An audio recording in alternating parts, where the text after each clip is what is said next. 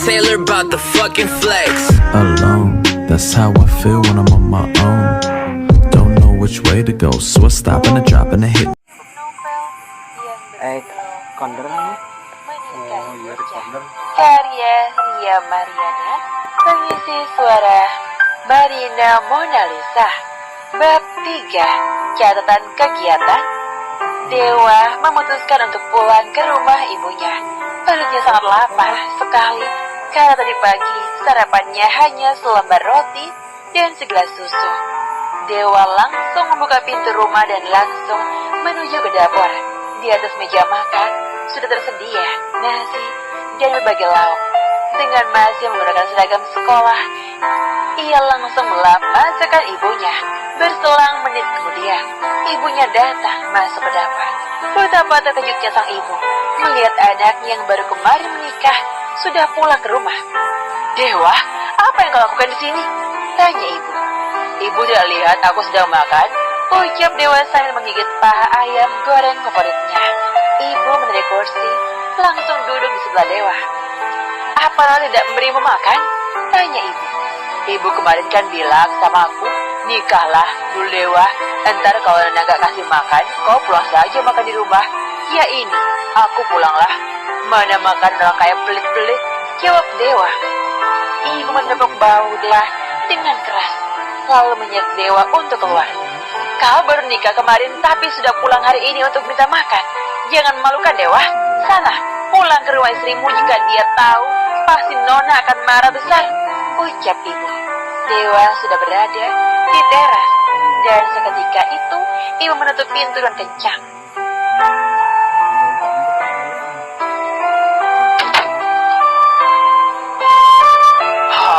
"Ayam gorengku, maafkan aku yang tidak bisa menghabiskan karena ibu."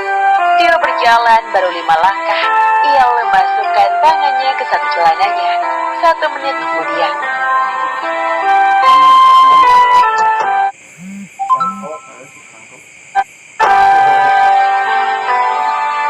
"Ibu, buka pintunya, Bu. Ini darurat, Bu," teriak Dewa. Ibu langsung buka pintu. Ia sangat khawatir dan panik. "Ada apa, Dewa?" "Minta ongkosnya, Bu," ucap Dewa dengan wajah memelas. Ibu berdekis. Ia mengambil dompet yang tersembunyi di balik dadanya. Ibu mengambil uang 20.000 dan ia berikan kepada Dewa. "Setelah Bapak gajian, maka kami akan mengirim uang. Kau harus segera mencari pekerjaan. Kau seorang suami dan tidak mungkin meminta uang kepada istrimu walau dia kaya. Cari pekerjaan yang menurutmu mampu melakukannya. Ibu selalu mendoakanmu yang terbaik," ucap ibu menasihati Dewa. Cih, ngasih 20.000 doanya panjang lebar. Dewa setelah itu pergi dari rumah ibunya. Dia menaiki angkot untuk ke rumah istrinya. Setelah sampai, ia masuk ke dalam, tetapi saat ia berada di depan gerbang, Arsel menatap tajam ke arahnya. "Baru menikah sudah buat ulah," ucap Arsel. "Apa maksudmu?" tanya Dewa. "Dasar orang miskin tak tahu aturan," gumam Arsel. Dewa tidak menghiraukan Arsel. Dia langsung masuk ke dalam, tapi saat ia baru membuka pintu besar yang terbuat dari kayu jati mahal, Nona sudah berdiri bersedekap menatap tajam Dewa. "Dari mana?" tanya Nona. "Aku sudah bilang jika dari sekolah untuk jam 3 jari. Kau pulang bahkan dari jam 10, tetapi ini sudah jam 1 siang.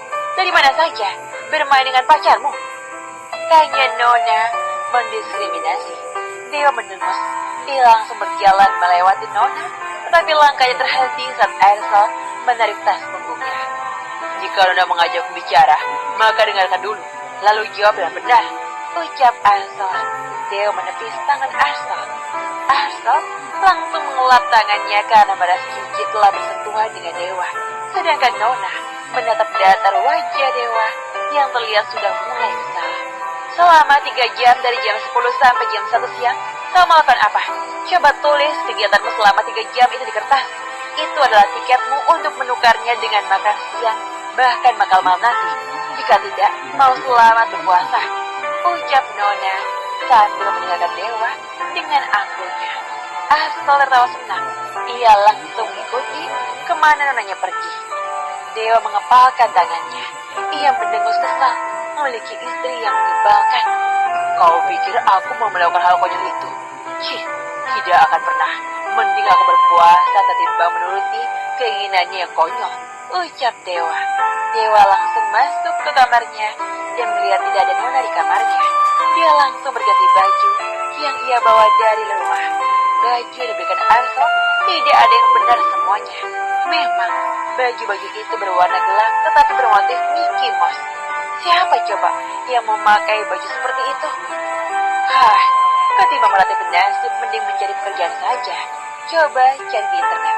Siapa tahu ada lowongan pekerjaan. Dia membuka ponselnya dan mencari kata pencarian lowongan pekerjaan. Memang banyak berbagai lowongan pekerjaan, tetapi minimal harus D3. Padahal ia hanya lulusan SMA yang bahkan belum mendapat ijazah. Di sisi lain, Nona berada di ruang kerjanya bersama Arso. Arso adalah sekretaris setianya yang membantu kerja Nona. Nona sedang menyeruput kopi beraroma mint yang membuat tenggorokan menjadi lega. Nona, Tuan Altaf ingin buat janji makan malam dengan Anda malam ini. Arso membuka pesan dari ponselnya. Nona meletakkan kopinya di meja kaca. Tidak bisa, malam ini aku yang bermain-main dengan suamiku. Bermain-main? Bukankah Nona menganggap pernikahan ini sebagai balas dendam saja dengan Tuan Altaf? Nona berdiri. Ia berjalan keluar dari ruang kerjanya. Dia berjalan menuju kamarnya. Saat membuka pintu, ia melihat Dewa sedang mainkan ponselnya sambil senyum-senyum. Siapa pacarmu? Tanya Nona. Bukan urusanmu. Dia berdiri. Kalau keluar dari kamar, dia malas sekali melihat wajah Nona yang sok itu. Tunggu, aku tidak menyuruhmu keluar. Nona yang agung, kumohon jangan buatku berpikiran kotor jika kita bersekamar. Kau tahu, jika aku pria normal, Nona mundur perlahan. Ia langsung balikkan badan keluar dari kamar. Perkataan Dewa membuatnya merinding seketika. Dewa tersenyum kecut. Ia langsung naik ke atas ranjang lalu melompat-lompat seperti monyet. Di saat bersamaan, Nona buka pintu kembali. Nona menyunggingkan senyuman lalu menutup pintunya kembali. Dasar bocah. Setelah melompat-lompat, dia langsung merebahkan dirinya. Perutnya semakin lapar karena ia hanya makan sedikit. Disuruh menulis kegiatanku selama 3 jam tahan, bahkan TK pun tidak mau melakukan itu. Gumam Dewa. Aku seorang suami, malah diperintah-perintah seperti itu. Martabatku seketika hancur. Lantunnya. Tiba-tiba ponselnya berdering. Ternyata adalah Nisa. Dia teman dekat Dewa. Nisa beritahu jika restoran bapaknya membutuhkan pelayan. Ini kesempatan Dewa untuk mendapat pekerjaan. Nis, bilang pada papamu, jika aku mau mengambil pekerjaan itu, besok aku akan datang ke restoran papamu. Ucap Dewa. Kau yakin? Gajinya gak seberapa? Tanya Nisa melalui panggilan telepon. Tidak masalah. Ketimbang meminta uang kepada orang tua dan istriku.